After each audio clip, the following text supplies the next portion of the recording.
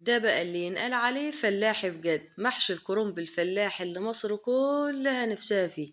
في الفيديو ده بقى هقولك على كل أسرار في طعم الكرنب اللي بتميز بيها عن أي حد. وانسي بقى أي طريقة عملتي بيها الكرنب قبل كده، وجربي طريقة ياسمين اللي هتخلي كل حبايبك عايزين ياكلوه من إيدك كل يوم. نظرا لظروف الصحية ما بعملهوش كتير، بس يوم ما بعمله بخرج كل إبداعي فيه. يلا بقى نشوف أسرار ياسمين اللي دايما بتتميز بيها عن أي حد.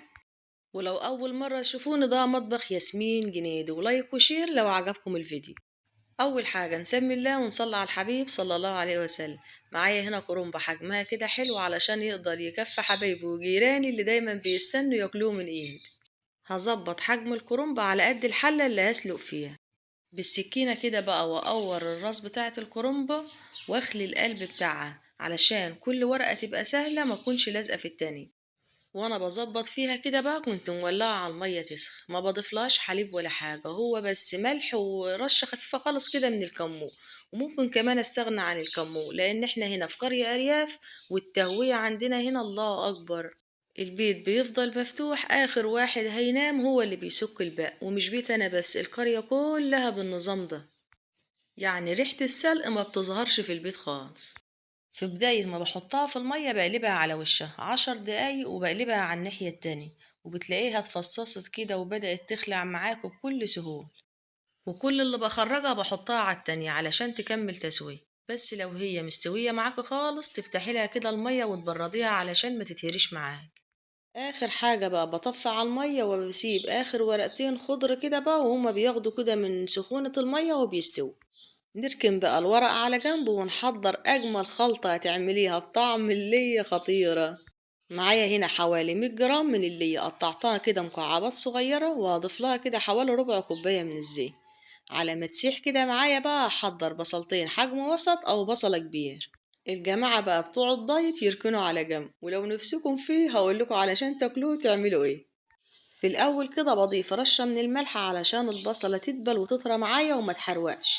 وبحمر التوابل مع البصلة، كمون وفلفل وكزبرة، بتدي ريحة وطعم جميل.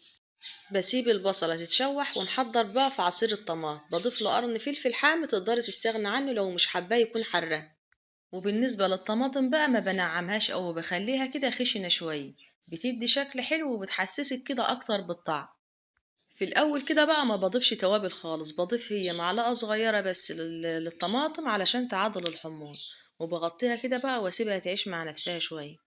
في الوقت ده بقى بحضر في الخضار، ما بستخدمش غير كزبرة وشبت. ما بستخدمش بقدونس في الكرنب خالص، هو كزبرة وشبت بس. حزمة كده كبيرة من الكزبرة وحزمة كبيرة من الشبت. بنضفها كده من اي حشيش غريب او زرع كده تالف، واغسلها كويس كده بالمية على الحنفية بالسكينة كده بقى، وتنعميه كويس على قد ما تقدري يعني. ولو هتلاحظوا في أول الفيديو إن ما ضفتش مع البصلة توم، لأن بحط التوم بيكون ني، ده سر من أسرار الطعم اللي بتميز بيه الكرنب بتاعي. بكون محضرة بقى راس كبيرة كده من التوم أو 2 صغيرين، بضيف لهم كمان قرن شطة أخضر، أقطعه كده مكعبات صغيرة وأفرمهم الاتنين مع بعض في مطحنة التواب. وأضيف لهم كمان عود نعناع أخضر، بس لو عندك ناشف يكون أحسن. وبتضيفيه مع الرز، انما لو اخضر هتضيفيه كده مع التوم، وما نكترش علشان طعمه ما يمررش. واضربهم كده كويس في مطحنة التواب. كده الخضار والتوم بقوا مجهزين، نحضر بقى الرز. لازم طبعا نغسل الرز الاول ونصفيه من المية. في الوقت ده بقى بتكون الصلصة اتسبكت وبقت عسل. هضيف لها كده مكعب مرق، لو مش حابة تقدر تستغنى عنه. وملح، ونحاول بقى نظبط الملح نضيفه كده بالتدريج علشان ما يكونش حادق معاه، ومعلقة كده كبيرة من الكمون. طبعا انا ما بضيفش كل التوابل دلوقتي، بضيفها كده بالتدريج، لسه يعني في توابل انا هضيفها كمان مع الرز. ونزلت كده بقى بالثوم، وهديله كده تقليبة، وهسيبه كده حوالي 10 دقايق بس. هشيل بس كده منه غرفتين او 3 في طبق واركنهم على جنب، واقول لكم هنعمل بيهم ايه. وانزل بقى بالرز واقول لكم بقى على التوابل بتاعتنا اللي هنضيفها مع الرز. اول حاجة معلقة صغيرة من السبع بهارات، ومعلقة صغيرة بابريكا، ومعلقة صغيرة كمون وفلفل وكزبرة، ومعلقة صغيرة بهارات لحم. وبقلب كويس الرز مع التوابل. الريحة بقى ما اقولكوش الله اكبر عاملة ازاي. بسيب بقى الرز كده ياخد من اللون الصلصة، ما بضيفش الخضار دلوقتي. هغطيه كده بقى واسيبه كده حوالي 10 دقايق. بعد كده بديله تقليبة، وبعدين كده بقى انزل بالخضار. لو وصلتوا بقى معايا لحد هنا ما تنسوش الصلاة على الحبيب ودعوة حلوة من القلب ان ربنا يشفيني ويعافيني واقدر استمر. وجبر خاطر بقى منكم تدخلوا لي على وصفة الكنافة بالقشطة اللي عملتها ب3 طرق مختلف. لحد دلوقتي الفيديو مش مكمل 200 مشاهدة والله العظيم، وتعبت في الفيديو ده جدا علشان اوصل لكم الفيديو بأجمل طريقة. ما قلتلكوش بقى ان انا لما نزلت بالخضار كنت خلاص طفيت على الرز علشان احتفظ بلون الخضار اخضر وفريش. بطفي على الرز الاول، بعدين بقى اقلب الخضار مع الرز واغطيه كده بقى واسيبه يهدى ويبرد، ونحضر بقى في الورق. بقطع بقى الكرنب بنفس الطريقه اللي ام ربنا يبارك في عمرها علمتها لي. وبالنسبة لحجم الصباع تقدري تتحكمي فيه. طبعا انا ما بقطعش الورق زي ما انتوا شايفين كده، بخليها كده سليم. يعني انا بقطع كده صوابع صوابع على قد ما انا عايزاه، وبسيبها بقى مفرودة كده وكبيرة زي ما هي. ما بقطعهاش صغير، انا بقطعها اثناء ما باجي الف الكرنب، وهوريكم بعملها ازاي. والعنق الاخضر اللي انا بشيله ده بقى ما برموهوش، بحفظهم كلهم كده لحد ما بخلص في طبق. وهو ده اللي ببدأ فيه رص في قاع الحلة علشان يحفظها لاخر ما تستوي من غير ما تحروق ولا يجرى للحلة اي حاجة. بضيف بقى كمية الرز المناسبة والفها بالصباع، واجي قطع الورق واكمل لف بالشكل ده. احط كمية الرز واجي لفة الورقة على قد الصباع ما بياخد واكمل. تفضل بقى ماشية معايا كده الورقة لحد ما بخلص الكمية كلها. وبخلي كمية الرز ما تبقاش واصلة للأطراف علشان ما يخرجش أثناء التسوية ويعجن معاه. والأطراف اللي أنا سايباها من الجنبين هو أثناء التسوية حجم الرز بيزيد وبيوصل كده لآخر الصباع. وهكمل لف الكرنب كله بالشكل ده بس وأنا قاعدة بقى على الأرض، لأن أنا كده خلاص مش قادرة أفتاه. هاخد كده بقى الكرنب وكمية الورق، وأقعد بقى كده على الطبلية لما أخلص باقي الكمية. هبدأ بقى أرص في قاع الحلة بالعنق الأخضر. أنا ما بضيفش ورق خالص، هي العص دي بقى بتحافظ على قاع الحلة تفضل كده طرية لآخر ما تستوي. لو لفة بقى ورق أخضر ببدأ بيه هو الأول، برص في قاع الحلة علشان الورق بتاعه بيبقى خشن شوية، فبكده أنا بضمن إنه يستوي معاه.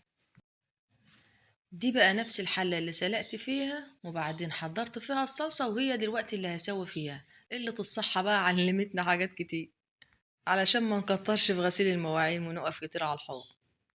بعد ما برص الطبقة الأولى لو رصها بالعرض بجيب التانية بالطول، بعملهم كده عكس عكاس. وفي الآخر خالص كده بقى بعمل كده شكل حلو، يعني بجيب 4 بالطول وقصادهم 4 بالعرض، 4 بالطول وقصادهم 4 بالعرض، علشان أعمل كده شكل حلو كده يبقى جميل جدا أثناء التسوية. وهو أساسا اللهم بارك مش عايز حاجة. والجماعة بقى بتوع الدايت أنا لسه مش ناسياك، أخلص كده رص الكرنب وأقول لكم بقى وأنا فوق بجهز النار لما تاكلوها تعملوا إيه. معايا بقى مية أو شوربة المتوفر عندي، وهضيف لهم معلقتين كبار من الصلصة اللي حضرناها مع بعض قبل كده. بس قبل ما أحط المعلقة في البرطمان لازم المعلقة تكون ناشفة ونضيف. ولو حابين تعملوها هسيب لكم اللينك في صندوق الوصف. سهلة وحلوة ووفرت عليا كتير. وهضيف كمان كبشتين الصلصة اللي حشتهم في بداية الفيديو من قبل ما أضيف الرز. هضيف كمان معلقة صغيرة من البهار المشكل فلفل وكمون وكزبرة. وهسيبها بقى تعيش مع نفسها وتاخد غلوتها، واطلع بقى فوق نحضر بقى النار. طبعا انا ما بطلعش سلالم كتير ولا حاجة، هو بس الدور الاول اللي انا بطلعه بس، لان انا بيته هو بس دور واحد. رصيت البلوكو كده ورفعته كده على قلبين من الطوب، وحطيت طبقة كده من الرماد الاول علشان الصبة ما تاخدش سخون. لو ما عندكيش تقدري كده تستبدليها بشوية تربة من التراب الزراعي. هولعها بقى وانزل تحت تاني علشان خاطر، علشان اشوف الشوربة وازود بقى الكرنب واطلع بيه فوق تاني علشان نسويه. وصدقوني تعبي بيهون لما بشوفكم كلكم مبسوطين والفيديو بيحقق مشاهدات كتير. بزود بقى كمية الشوربة يا دوبك كده بتبقى مغطية الكرنب، وهزاها كده كويس. لما يتشرب الكرنب يا دوبك كده الكرنب بيبقى ظاهر كده حاجة بسيطة خالص من الشرب.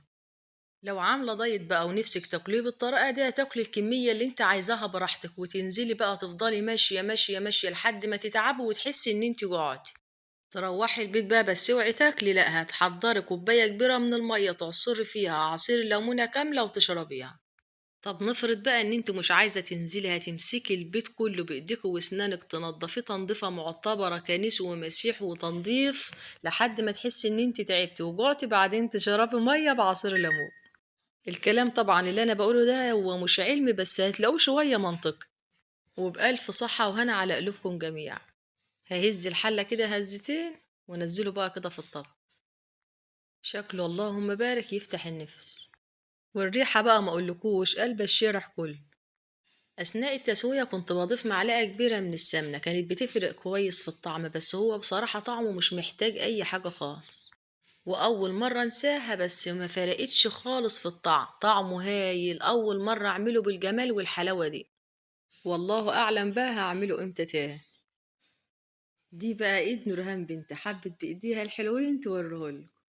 يا رب أكون ضيفة خفيفة على قلوبكم، يا رب أكون قدمته لكم بطريقة تليق بيكم وتعجبكم، يا رب الفيديو يكون عجبكم، وما تنسوناش بلايك وشير واشتراك في القناة من على اليوتيوب، ولو أول مرة تشوفوني ده مطبخ ياسمين جنيد. سلام يا أجمل متابعين.